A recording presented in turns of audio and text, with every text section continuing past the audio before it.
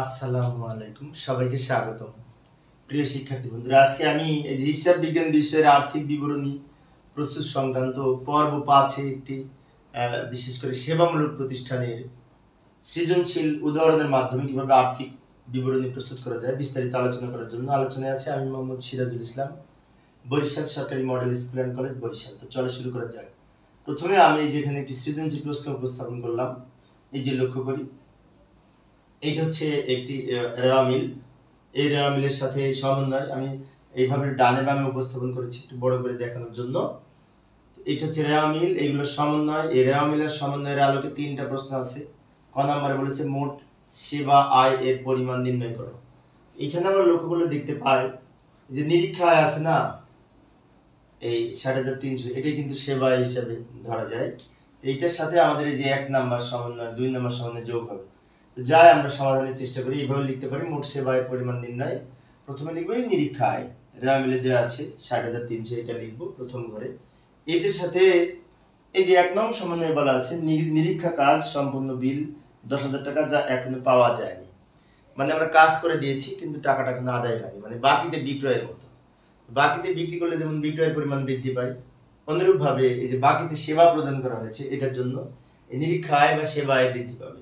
তাই আমরা লিখবো যোগ প্রাপ্য আয়, এই 10,000 টাকা যোগ করে এইখানে লিখবো 70,300 টাকা। এখান থেকে আবার এই যে কি বলেছে, অগ্রিম প্রাপ্ত আয়ের বিপরীতে অর্ধাংশ কাজ সম্পন্ন হয়েছে।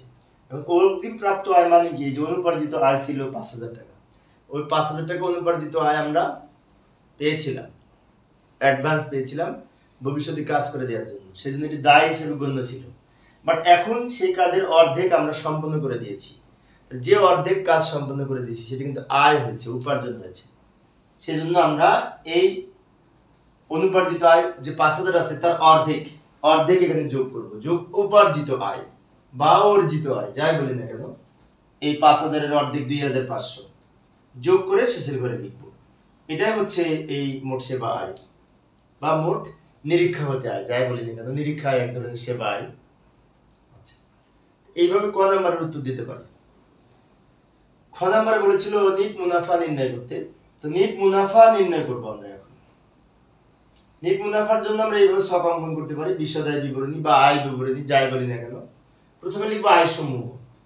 এই অঙ্কে একটি মাত্র আয় আছে, সেটা হচ্ছে এই নিরীক্ষা আয়, এই 60,300। কিন্তু আমরা এই 60,300 লিখবো না, আমরা লিখবো যে ক নাম্বারে যেটি পেয়েছি সেটি লিখবো। তাহলে আমাদের অঙ্ক সময় সেভ হবে কিছুটা। এই যে সেবা হতে আয় ক থেকে প্রাপ্ত, মনে আছে কত টাকা? এই টাকাটা পেয়েছিলাম 72,800 টাকা, ক নাম্বারে পেয়েছিলাম। এই পাশে লিখে রাখবো ক হতে প্রাপ্ত, এবং তার নিচে আমরা বাদ ব্যয় সমূহ বিয়োগ করব। ব্যয় সমূহের মধ্যে কি কি আছে? যে বেতনের পাশে লেখা আছে 14 মাস। 14 মাস যদি বেতন 28,000 টাকা হয়, তো 2 মাসের অগ্রিম আছে, 12 মাসে 1 বছর, 12 মাসের বেশি যেটা সেটা তো অগ্রিম। তাহলে আমরা এইভাবে লিখি, বেতন প্রথমে লিখবো 28,000 টাকা প্রথম ঘরে, বাদ অগ্রিম। এখন প্রশ্ন হচ্ছে কত টাকা অগ্রিম হবে? 14 মাস লেখা আছে, তাহলে আমাদের 14 দিয়ে ভাগ হবে, আর 2 মাসের অগ্রিম তো 2 দিয়ে গুণ হবে। আচ্ছা, আমি ক্যালকুলেটর নিয়ে আসি, দেখাচ্ছি ক্যালকুলেটর কিভাবে করা যায়। এই যে আমি ক্যালকুলেটরে বের করে দেখাচ্ছি। প্রথমে এখানে আছে 28,000 টাকা ভাগ এই 14 দিয়ে ভাগ হবে, 14 মাস যেহেতু লেখা, ভাগ 14 গুণ 2, এই যে ভাগ 14 গুণ 2 দিলে 4,000 টাকা হয়। এইটা আমরা এখানে লিখবো বাদ অগ্রিম 4,000 টাকা। এটা থেকে এটা বিয়োগ করে এটা হলো। আবার বলছি কিভাবে বের করলাম, লক্ষ্য করি। 28,000 কে 14 দিয়ে ভাগ, কারণ 14 মাসের জন্য যত মাস লেখা থাকে তত দিয়ে ভাগ, আর 2 মাস বেশি 2 দিয়ে গুণ, 4,000 টাকা অগ্রিম বাদ দিয়ে এই টাকাটা হলো। আমরা জানি অগ্রিম বাদ যায় আর বকেয়া যোগ হয়। এরপরে আমাদের বিবিধ খরচ আছে, তারপরে যে বিশেষ করে বীমা খরচ আছে। বীমা কি বলেছে 3 নম্বর সামনে, অগ্রিম বীমার 5,000 টাকা মেয়াদ উত্তীর্ণ হয়েছে। মেয়াদ উত্তীর্ণ হয়েছে মানে খরচ হয়েছে, তাই লিখবো বীমা খরচ। এখানে যে 5,000 টাকা দিয়ে আছে এটাই লিখবো। বীমা খরচের 5,000 টাকার মেয়াদ উত্তীর্ণ হয়েছে মানে বীমা খরচ হয়েছে এই অগ্রিম বীমার মধ্য হতে। অগ্রিম বীমা কিন্তু সম্পদ 8,000 টাকা ছিল, তার মধ্যে হতে 5,000 টাকা খরচ হয়েছে, যে সামনে বলা আছে, তো খরচটা লিখলাম। এরপরে যে বিবিধ খরচ আছে, বিবিধ খরচের কোনো সমন্বয় নাই, 4000 টাকা মাঝের ঘরে লিখবো। আর কোনো খরচ আছে? আরেকটা আছে তো, এই যে অফিস সরঞ্জামের আয়ুষ্কাল 10 বছর। তো অফিস সরঞ্জামের আয়ুষ্কাল 10 বছর মানে কি? এই অফিস সরঞ্জাম আছে 40,000 টাকা, এটাকে 10 দিয়ে ভাগ করে অবচয় হবে। 40,000 টাকা 10 দিয়ে ভাগ করে 4,000 টাকা হবে, তাই লিখবো অবচয় খরচ 4,000 টাকা। এবার আমরা যোগ করবো, আর কোনো খরচ নাই, এগুলো সব যোগ করে ক্যালকুলেটর ব্যবহার করে যোগ করব, এই টাকাটা পাবো 37,000 টাকা। এবার 72,800 হতে 37,000 বিয়োগ করে আমরা 35,800 টাকা পাবো। এটা নিচে ডাবল দাগ দিব এবং এটার নাম হবে নেট মুনাফা। এটার নাম হবে নেট মুনাফা। তো আমাদের উত্তরের অংশ কিন্তু এইটুকু, ওইটা কিন্তু অতিরিক্ত আমি প্রশ্নটা ডান দিকে লিখে রেখেছি। এইভাবে আমরা নেট মুনাফা নির্ণয় করতে পারি আয় বিবরণীর মাধ্যমে। আচ্ছা, এবার আমরা এই গ নাম্বারে বলেছিল আর্থিক অবস্থার বিবরণী প্রস্তুত করতে। তো আর্থিক অবস্থার বিবরণী দুইটা দিক, একটা সম্পদ আর অপরটি হচ্ছে সব দায় ও মালিকানা, তাই না? সমস্যা নেই, দায় ও মালিকানার মাত্র কয়েকটা আইটেম আছে, আমরা এখানে সম্পদগুলো আগে লিখি। প্রথমে লিখব স্থায়ী সম্পদ। স্থায়ী সম্পদের মধ্যে এখানে একটা আছে, সেটা হচ্ছে অফিস সরঞ্জাম 40,000 টাকা।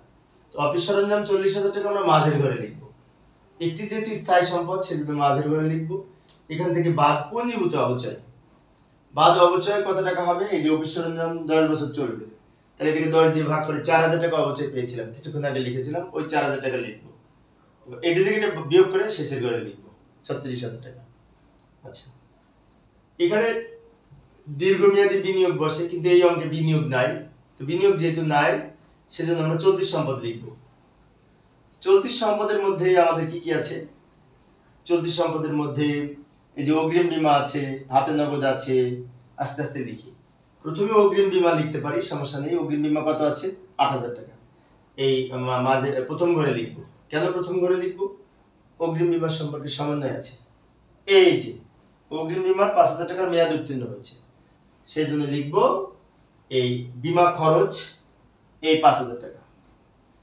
যেটা মেয়াদ উত্তীর্ণ হয় ওটা খরচ হয়, সেজন্য 8,000 থেকে 5,000 বিয়োগ করে, 5,000 যেহেতু খরচ হয়েছে, বিয়োগ করে 3,000 টাকা আমার অগ্রিম থেকে গেল। অগ্রিম বীমার সম্পদ, সেজন্য চলতি সম্পদের মধ্যে লিখবো। এরপরে এই যে প্রাপ্য হিসাব আছে 20,000, প্রাপ্য হিসাবের সাথে আবার সমন্বয় আছে। প্রাপ্য হিসাব প্রথম ঘরে লিখবো 20,000। 1 নং সমন্বয় বলা আছে নিরীক্ষা কাজ সম্পূর্ণ বিল 10,000 টাকা এখনো পাওয়া যায়নি। পাওয়া যায়নি মানে কি? বাকি আছে, দেনাদার বৃদ্ধি পাবে। দেনাদার মানে প্রাপ্য হিসাব, সেই জন্য এখানে যোগ হবে। যোগ প্রাপ্য আয় বা প্রাপ্য সেবা আয়, এই 10,000 টাকা যোগ করে এখানে 30,000 টাকা লিখবো। হিসাব লেখার পরে আরেকটা চলতি সম্পদ আছে, এই যে হাতে নগদ 15,500। হাতে নগদ সম্পর্কে সমন্বয় নাই, তাই আমরা মাঝের ঘরে লিখে দিব। আরেকটা চলতি সম্পদ আছে, সেটা হচ্ছে যে বেতন আছে না, বেতন 14 মাস লেখা, মানে কি 2 মাসের অগ্রিম। তো অগ্রিম বেতন তো অগ্রিম ব্যয়, তো অগ্রিম ব্যয় সম্পদ হিসেবে গণ্য হবে, সেজন্য অগ্রিম বেতন বলে আমরা লিখবো। এই 28,000 কে 14 দিয়ে ভাগ 2 দিয়ে গুণ 4,000 টাকা হবে। এবার এই চলতি সম্পদগুলো যোগ করে এইখানে লিখবো 52,500। চলতি সম্পদের স্থায়ী সম্পদ এই দুইটা যোগ করে নিচে লিখবো 88,500 টাকা হবে। এটার নাম হচ্ছে মোট সম্পদ। তো আমাদের যদি বলতো মোট সম্পত্তির পরিমাণ নির্ণয় করে, এখানে অঙ্ক শেষ। কিন্তু আমাদের বলেছে আর্থিক অবস্থার বিবরণী প্রস্তুত করতে। তো আর্থিক অবস্থার বিবরণী প্রস্তুত করতে হলে এই ধরনের আমাদের এখানে যেমন সম্পদ পাশ হলো, অনুরূপভাবে দায় পাশ এবং মালিকানা সত্ত্ব এর নিচেই বের করবো। তো এর নিচে তো জায়গা নাই, তোমরা নিচে করবে 1 পেজে, আমি পরের পেজে দেখাচ্ছি। 2 মিনিটের মধ্যে শেষ হয়ে যাবে, আর মাত্র সামান্য আছে। প্রথমে মূলধন লিখবো, মালিকানা সত্ত্ব হেডিং দিয়ে মূলধন এই যে 55,000 টাকা মাঝের ঘরে লিখবো। মূলধনের সাথে নিট লাভ যোগ করবো।